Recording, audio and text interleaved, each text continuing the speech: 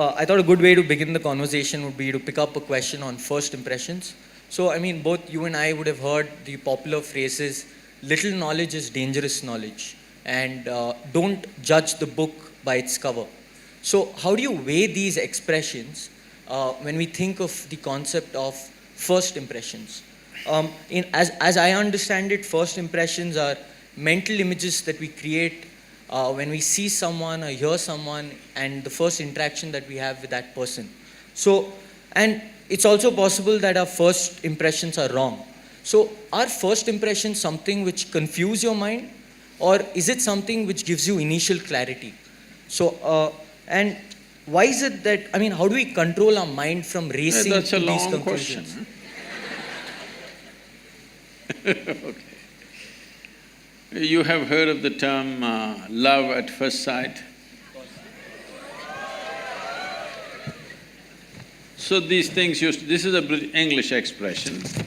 These things used to happen when the genders had not met, they were secluded largely. So the first time a young girl with her parents in a carriage, she was going and you looked at her, she looked at you like this. It's been a long time since you saw a girl's face. Instantly,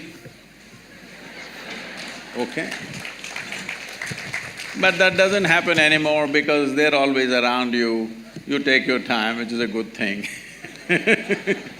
So, I don't think you should make any impression of anything or anybody just by simply looking at it once, unless you have become such a mystic that if you see, you just know, okay? Why I'm saying this is,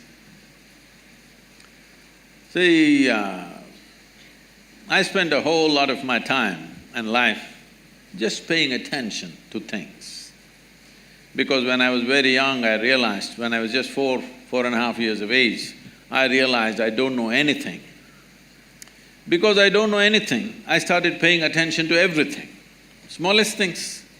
If I find a pebble, I will be looking at it for hours. If I find a leaf, I will be looking at it for many hours. If I sit on my bed in the darkness, I'm just staring at the darkness for the whole night. My dear father, being a physician, he started thinking, I need psychiatric evaluation. Because this boy is simply staring at something for hours on end without blinking, it looks like he's lost his mind. My problem is, I look at this and I don't know what this is, so I'm not able to shift my eyes to that. So I just stay with this. This went on like this and in this condition they sent me to school. My mother said, you must pay attention to the teacher. I went and paid attention to the teacher. The kind of attention they would have never received in their life. About 9 years ago, this school where I studied almost 45 years ago, they invited me for their 125th anniversary. The trustees came to invite me. I said, see, why me? Because I was not just a not good student, I was not even a student. I only went to school when it was a must. Most of the time nobody noticed me and I just vanished somewhere. So I said, why me? I'm not a good example for your students. They said, our school has produced union ministers, our school has produced cricketing stars, film stars, you are the only mystic, you must come. I said, okay, and I went there. I stood up to speak in the quadrangle, I just looked around the same oppressive buildings. You have a fantastic, a campus. It's a fortune because it's not just about education, it's about living in a certain atmosphere is a very important thing for learning. So these are city schools which are like that. Then I looked at this classroom and I suddenly remembered, I was just 12 years of age. One afternoon, the teacher is trying to get some response from me. Those days I'm made like this, for many days I won't utter a single word. When you don't know anything, what to say? I'm still trying to drink up the world. nothing to say. So this man is asking question, I'm just looking at him.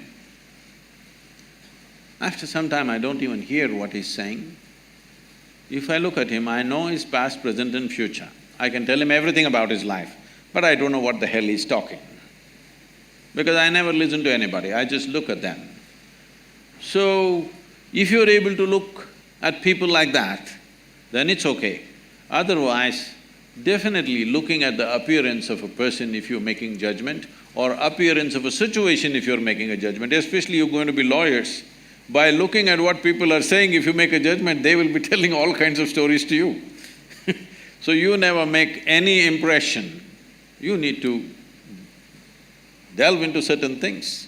So whether it's individual people or situations, aspects of life or decisions we need to make, it's best that we get the maximum input out of whatever we are looking at, because otherwise we will go on regretting what we have done.